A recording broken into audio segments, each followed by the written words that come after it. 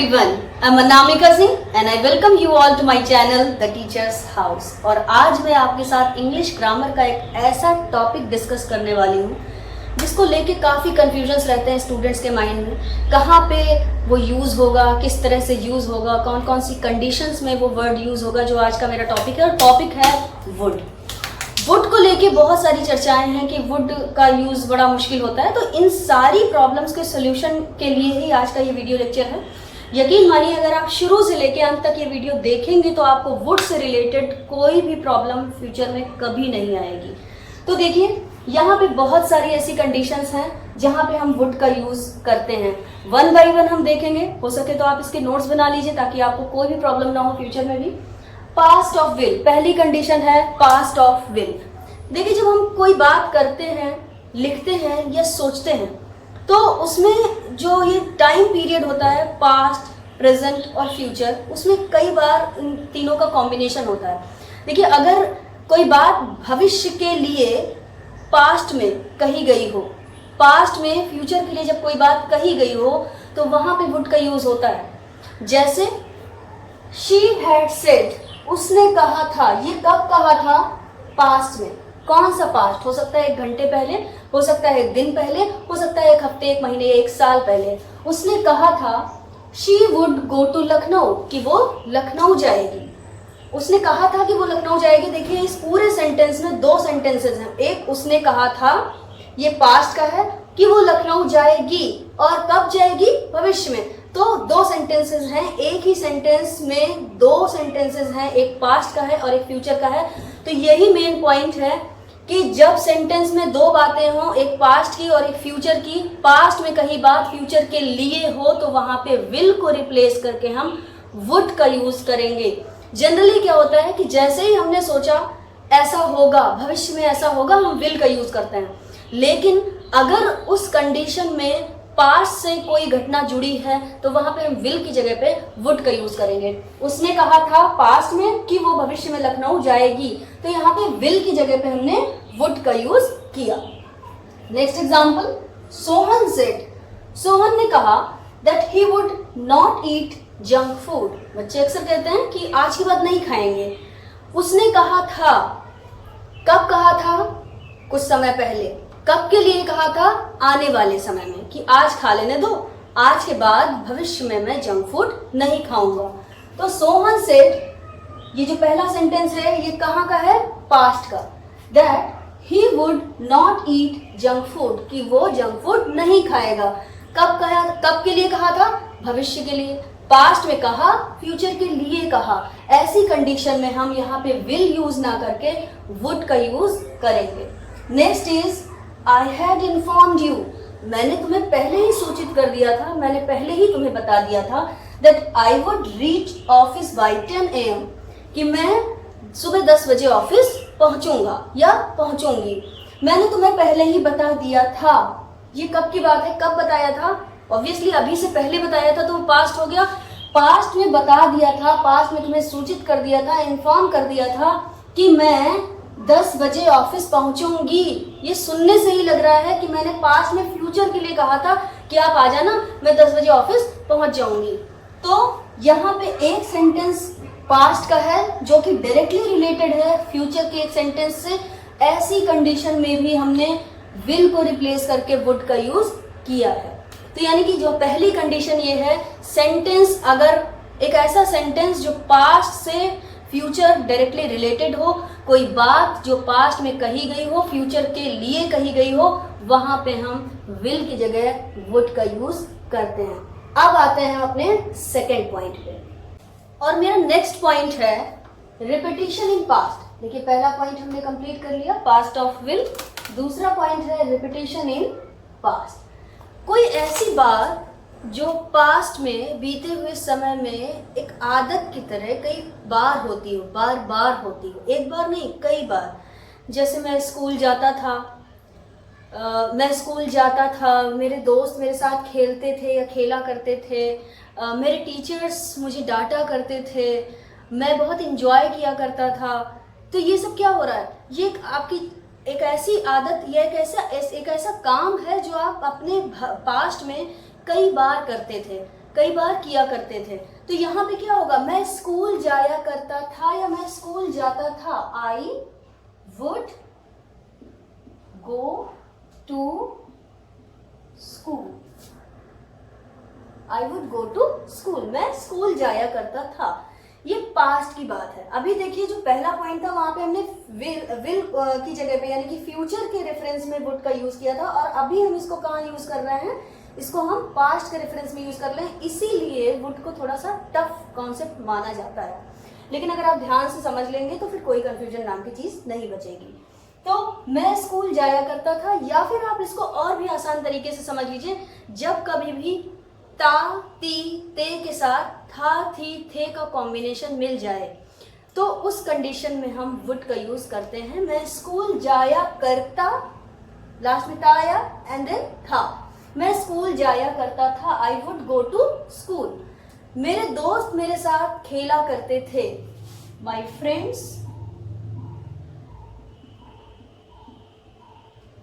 Friends would play with me. मेरे दोस्त मेरे साथ खेला करते थे।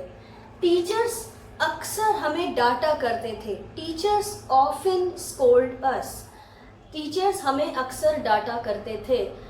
हम बहुत मज़े किया करते थे, we would enjoy a lot. हम बहुत मज़े किया करते थे। तो ये जो कंडीशन है यहाँ पे देखिएगा, कोई ऐसी चीज़ जो आपने पास्ट में कई बार की हो, आपकी आदतों में शामिल रही हो या आपके रूटीन में शामिल रही हो, या फिर वहाँ पे ता, ती, ते के साथ था, थी, थे का कॉम्बिनेशन हो, वहाँ पे भी हम वुड का यूज़ करते हैं। तो आइए अब नेक्स्ट वाला देखें। नेक्स्ट पॉइंट है यूज टू। यूज टू के साथ भी वुड का यूज होता है। यूज टू के साथ वुड का एक बहुत अच्छा कॉम्बिनेशन होता है इंग्लिश ग्रामर में। देखिए कैसे, सपोज मैंने यहाँ पे सेंटेंस लिख रखा है, मैं सुबह उठती थी। अभी मैंने इससे पहले वाले पॉइंट में आपके साथ शेयर किया था कि पॉइंट ऐसा है कि अगर ता, ती, ते के साथ था, थी, थे आ जाए तो वहाँ पे वुड का यूज होता है। यहाँ पे देखिए आप, हर स्टेप पे ता, ती, ते के साथ था, थी, थे का यूज है। यहाँ पे भी, यहाँ पे भी और यहाँ पे भी, यानी कि ये बिल्कुल क्लियर है कि यहाँ पे वुड का यूज होगा।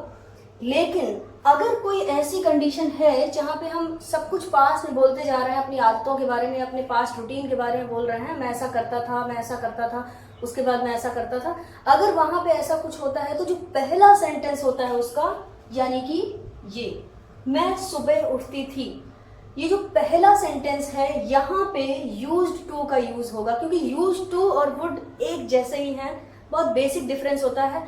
तो यहाँ पे जो पहला सेंटेंस, याद रखिएगा, जब भी ऐसा लगे आपको पूरे सेंटेंस में एक जैसी बातें हो, तो जो पहला सेंटेंस होगा, केवल सेंटेंस की जो शुरुआत होगी, पूरे पैराग्राफ की जो शुरुआत होगी, वहां पे पहले सेंटेंस में हम कभी भी वुड का यूज नहीं करेंगे, हमेशा यूज टू का यूज करेंगे। कैसे, I used to get up in morning. मैं सुबह उठती थी, यानी कि ये यूज टू मैंने क्यों यूज किया, क्योंकि ये पैराग्राफ का पहला सेंटेंस है। इसके बाद देखिए, फिर मैं पढ़ती थी, बात तो वही यहाँ पे भी आ गई, लेकिन यूज टू का सेंटेंस पूरे पैराग्राफ में सिर्फ एक ही बार हो सकता है, और वो भी शुरू में हो सकता है। तो यानी जब एक बार हो गया, शुरू में हो गया, तो अब यूज टू का यूज नहीं होगा, अब आगे वुड का ही यूज होगा, जैसा कि इसके पहले वाले सेंटेंस में मैं आपको बता चुकी हूँ। तो फिर मैं पढ़ती थी, फिर के लिए आप देन का यूज कर सकते हैं, then I would study.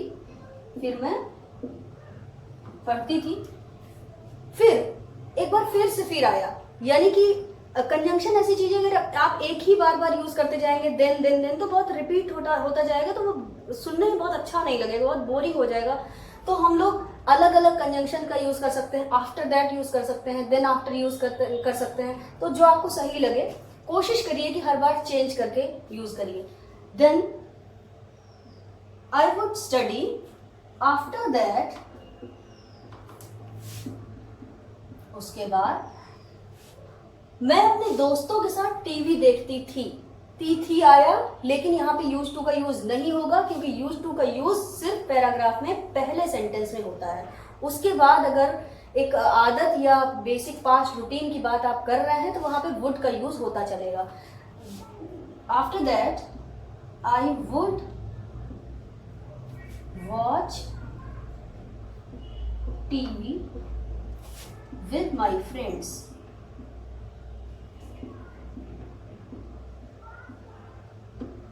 Handwriting मेरी थोड़ी सी खराब है तो इसलिए मैं बोल भी रही हूँ कि अगर कोई भी कंफ्यूजन है तो आप पूछ लीजिए या फिर मेरे कमेंट सेक्शन में कमेंट कर सकते हैं। तो यहाँ पे देखिए कैसे हमने पहला पॉइंट क्लियर किया, पास्ट ऑफ विल। दूसरा पॉइंट रिपीटेशन इन पास्ट। ये देखिए, ये जो इस सेंटेंस के बाद यानी इस पैराग्राफ में इस सेंटेंस के बाद जो कुछ भी हो रहा है वो पास्ट का रिपीटेशन है। पास्ट में कोई घटना, कोई बात बार बार हो रही है, वहां पे वुड का यूज होगा। यूज टू का यूज पैराग्राफ में सिर्फ पहले सेंटेंस में होता है, पहले सेंटेंस में भी तब जब किसी पास्ट के रिपीटेशन की बात हो रही हो। अब हम बात करेंगे अपने नेक्स्ट पॉइंट की, और मेरा अगला पॉइंट है वुड का यूज पॉसिबिलिटी के साथ या वुड का यूज ऑफर के साथ। तो देखिए, एक एग्जांपल से हम बेहतर समझेंगे। यहाँ पे मैंने एक एग्जांपल लिखा है, I will go to Lucknow, मैं लखनऊ जाऊंगी।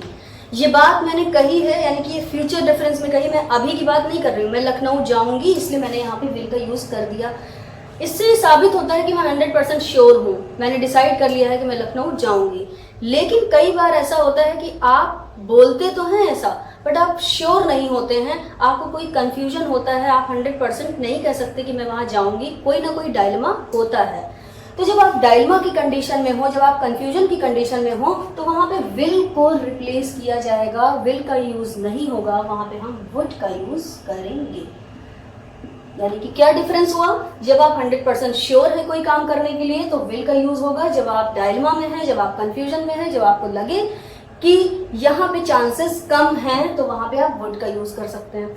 नो डाउट यहाँ पे आप माइट का यूज भी कर सकते हैं, मे का यूज भी कर सकते हैं। इवन एडवांस इंग्लिश ग्रामर के हिसाब से, एडवांस स्पीकर्स के हिसाब से आप यहाँ कुड का यूज भी कर सकते हैं। यानी कि सेम सेंटेंस को मे के साथ, माइट के साथ और आप कुड के साथ भी यूज कर सकते हैं। सबका सेम मतलब निकलेगा, लेकिन अगर आप विल यूज करते हैं तो उसका मतलब ये हो जाएगा कि आप किसी काम को करने के लिए 100% श्योर हैं। अब आई बात नेक्स्ट पॉइंट की, यानी कि जो नेक्स्ट पॉइंट है हमारा पॉसिबिलिटी हो गया ऑफर। ऑफर मतलब जब हम किसी को किसी चीज के लिए ऑफर करते हैं, कोई प्रपोजल देते हैं किसी को, तो वहां पे भी हम वुड का यूज कर सकते हैं। अगर मैं कहूं, अगर इसी सेंटेंस को I will go to Lucknow को मैं इंट्रोगेटिव सेंटेंस बना दूं तो मैं क्या कहती, will I go to Lucknow.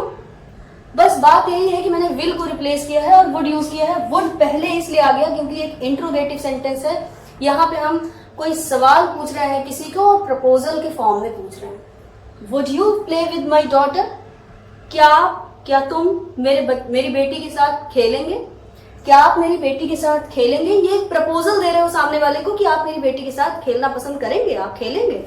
तो वहां पे मैंने विल की जगह पे वुड यूज किया। क्यों किया, क्योंकि एक प्रपोजल है या फिर एक ऑफर है। अगर किसी को भी कोई ऑफर देंगे तो आप वहां पे विल की जगह पे वुड का यूज करेंगे।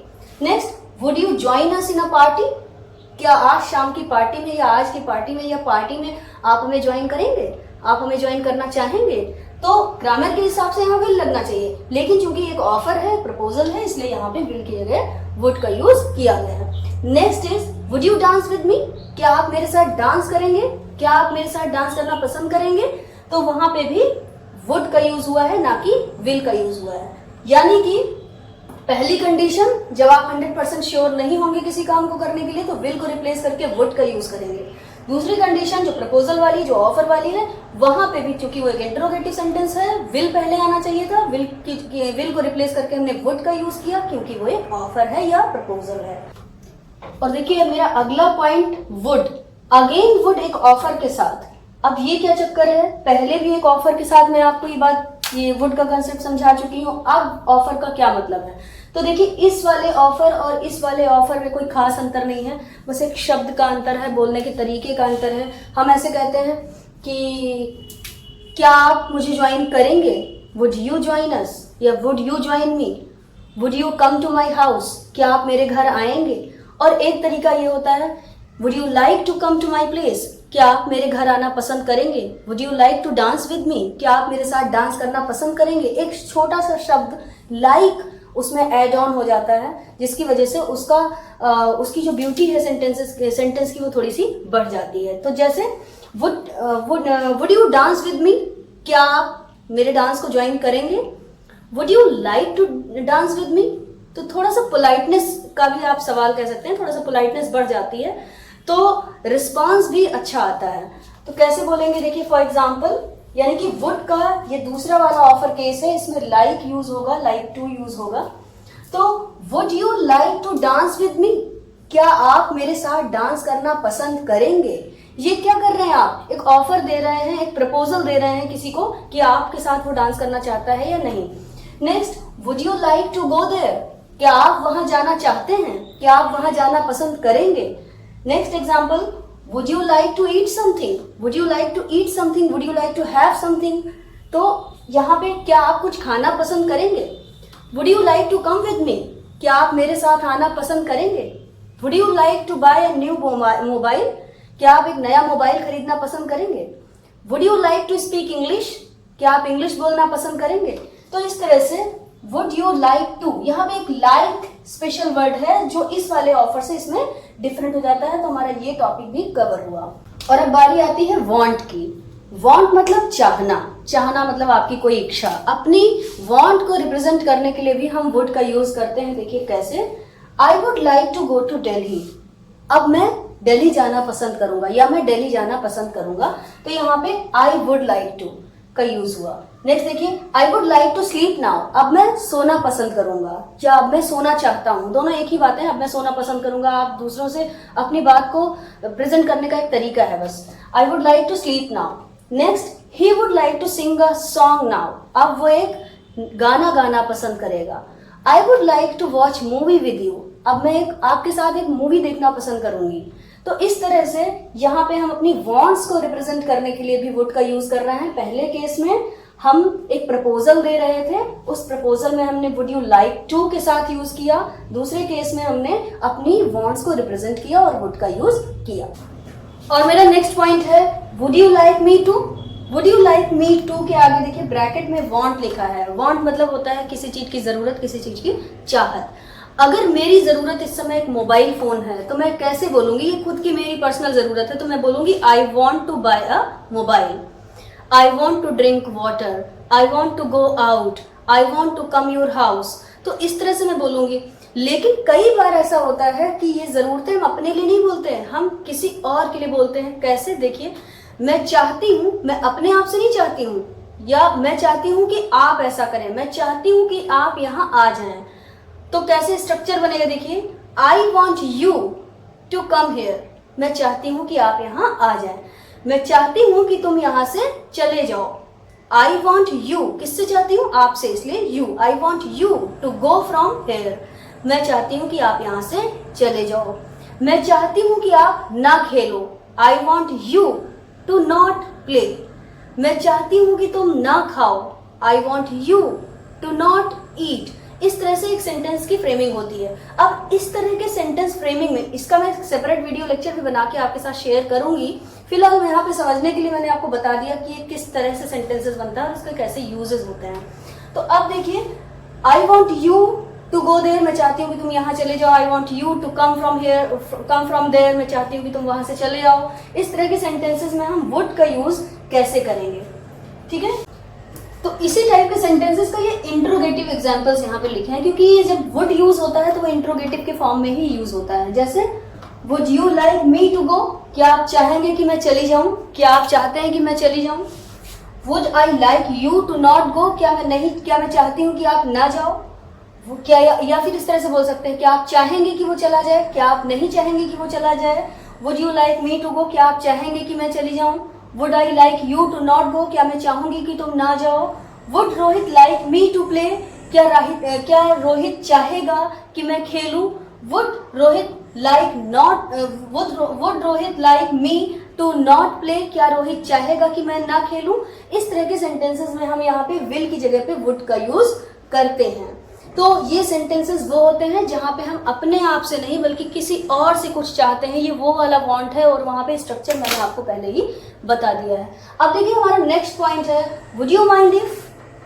और एग्जाम्पल इसके ब्रैकेट में लिखा हुआ है प्रेजेंट इंडेफिनिट टेंस। ये वुड यू माइंड इफ क्या है? हमने हजारों बार एक दूसरे को बोलते हुए सुना होगा, कहीं आपको बुरा तो नहीं लगेगा, कहीं आप बुरा तो नहीं मान जाएंगे, कहीं आपको खराब तो नहीं लगेगा। ये वो है वुड यू माइंड इफ। और उसके साथ जो सेंटेंस लगा होगा उसकी खास बात ये है, इस स्ट्रक्चर ये वुड को यूज करने का जो यहाँ पे कंडीशन में यूज कर रही हूँ, यहाँ पे ये खास बात है कि वुड यू माइंड इफ के साथ प्रेजेंट इंडेफिनिट टेंस का ही सेंटेंस यूज होना चाहिए। जैसे would Ram like me to not play, ये तो इसका हो गया। अब देखिए would you mind if I go home, कहीं आप बुरा तो नहीं मान जाएंगे अगर मैं घर चली जाऊं? तो देखिए वुड यू माइंड इफ तक तो ठीक है, इसके बाद आई गो टू होम, ये प्रेजेंट इंडेफिनिट टेंस है, यहाँ पे मैंने डू को हटा दिया है इसलिए गो हो गया। तो I would you mind if I go home, कहीं आपको बुरा तो नहीं लगेगा, कहीं आप बुरा तो मान नहीं जाएंगे कि मैं अगर घर चली जाऊं। Would you mind if he goes home, कहीं आपको खराब तो नहीं लगेगा अगर वो घर चला गया। Would they mind if I don't go on time, कहीं ऐसा तो नहीं कि उन्हें बुरा लग जाए अगर मैं टाइम पे ना पहुंचूं।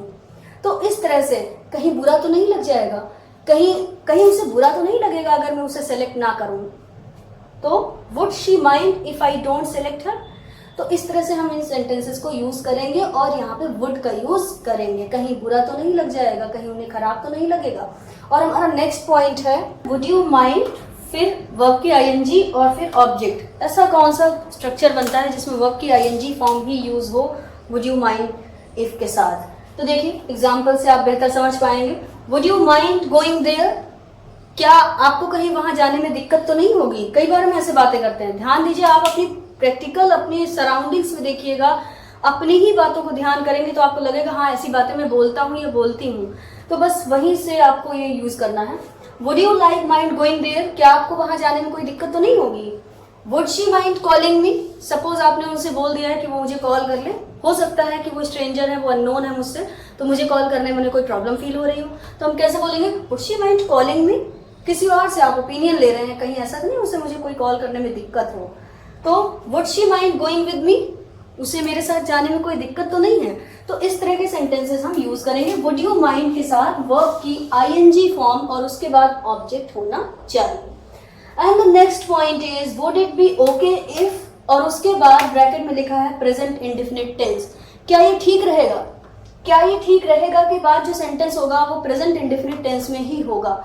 ध्यान रहे यहाँ पे जरूरी नहीं कि हमेशा ओके का यूज हो, ओके के साथ फाइन यूज हो सकता है, गुड यूज हो सकता है, वो आपकी पसंद पे है, आप जो चाहें वो लगा लें, मतलब सबका सेम है। वुड यू बी ओके, ये ठीक रहेगा, ये अच्छा रहेगा, ये फाइन रहेगा, तो कुछ भी कर सकते हैं। सेंटेंसेस देखिए कैसे, वुड इट बी फाइन या वुड इट बी ओके या would it be good if he comes to your home. देखिए he comes to your home, present indefinite tense का सेंटेंस है ये। क्या ये ठीक रहेगा कि अगर वो आपके घर आ जाए? तो would it be okay if he comes to your house या home. Next, would it be okay if I give you 100 rupees. Suppose I am going to purchase anything और वहां पे मैं बार्गेन कर रही हूँ, 200 रुपए की चीज है, मैं 100 रुपए देना चाहती हूँ उसको, तो मैं उस दुकानदार से, उस शॉपकीपर से पूछती हूँ ना, वुड इट बी ओके, भैया ये ठीक रहेगा ना अगर 100 रुपए दे दूं? तो would it be okay if I give you 100 rupees, या वुड इट बी फाइन या would it be good if I give you 100 rupees. Next, would it be fine if I hurt you, क्या ये ठीक रहेगा अगर मैं आपको hurt करूं, मैं आपको परेशान करूं, मैं आपका दिल दुखाऊं? तो इस तरह से ये सेंटेंसेस यूज होते हैं इन कंडीशंस में। And the last condition is conditional type two sentences. अब ये कंडीशनल टाइप सेंटेंसेस क्या होते हैं? कंडीशनल टाइप सेंटेंसेस प्रेजेंट के भी होते हैं, पास्ट के भी होते हैं। जैसे मैं अगर कहूं अगर आप जाओगे तो मैं भी जाऊंगी, अगर आप इंग्लिश बोलोगे तो बहुत अच्छा होगा, अगर आप अच्छे से इंग्लिश सीखेंगे तो आप एक दिन जरूर बोल लेंगे। ये कंडीशनल टाइप सेंटेंसेस हैं प्रेजेंट सिचुएशन के। कई बार कंडीशनल टाइप सेंटेंसेस होते हैं पास्ट सिचुएशन के, जैसे यहाँ पे हैं, और यही कंडीशनल टाइप टू सेंटेंसेस होते हैं। अगर मैं जाता, देखिए पास्ट की बात है, आप गए नहीं हैं, अगर आप जाते, अगर मैं जाता तो वो आता, अगर मैं उसके घर जाता तो वो भी मेरे घर आता, अगर मैं मुख्यमंत्री होता, हूं तो नहीं, अगर मैं मुख्यमंत्री होता या अगर मैं मुख्यमंत्री होती तो मैं आपकी मदद जरूर करती या मैं आपकी मदद करती। तो ऐसी सिचुएशन है नहीं, लेकिन अगर पास्ट में ऐसा होता तो फिर ऐसा होने की संभावनाएं होती। ये कंडीशनल है, इसलिए ये कंडीशनल टाइप 2 सेंटेंस है, क्योंकि ये पास्ट का है इसलिए टाइप 2 कहा जा रहा है। और कंडीशनल इसलिए है क्योंकि देखिए 2 सेंटेंसेस, ये जो आगे वाला सेंटेंस है, 2 सेंटेंसेस में आगे वाले सेंटेंस को हम लोग क्लॉज भी कहते हैं। अब देखिए कैसे बनते हैं ये सेंटेंस, कैसे फ्रेम होते हैं। इफ आई वेंट, अगर मैं जाता, तो ये क्योंकि पास्ट की बात है इसलिए वर्ब की सेकंड फॉर्म लगेगी। इफ आई वेंट तो वो आता, देन लगा भी सकते हैं, देन ही वुड कम, तो वो आता। यानी कि जो आगे वाले सेंटेंस में वुड का यूज होगा सब्जेक्ट के बाद। दूसरा सेंटेंस देखिए, अगर मैं मुख्यमंत्री होता, हूं नहीं, अगर मैं मुख्यमंत्री होता, इफ आई वर। अब आप सोचेंगे यहाँ पे आई के साथ वर की यूज हो रहा है, वर तो प्लूरल के साथ यूज होता है या फिर यू के साथ यूज होता है, लेकिन मैं बता दूं कि कंडीशनल सेंटेंसेस में आई के साथ वॉज नहीं बल्कि वर का यूज ही होता है। तो if I were the chief minister, if I were the CM, फिर तो मैं आपकी मदद करता, यहाँ पे आई के साथ वुड और उसके बाद वर्ब की first form, then I would help you. तो इस तरह से हमने सीखा कंडीशनल टाइप 2 के सेंटेंसेस में वुड का कैसे यूज होता है और बाकी सारी कंडीशंस भी। उम्मीद करती हूँ कि ये वीडियो देख करके कहीं हद तक आपको हेल्प मिली होगी वुड के यूज में। कोई भी कंफ्यूजन है, किसी भी तरह का आपको डाउट है, आप कमेंट सेक्शन में कमेंट कर दीजिए, आपको रिप्लाई मिल जाएगा। तब तक अगर आपने चैनल को सब्सक्राइब नहीं किया है, चैनल सब्सक्राइब कर लीजिए, वीडियो को लाइक कर लीजिए। Thank you so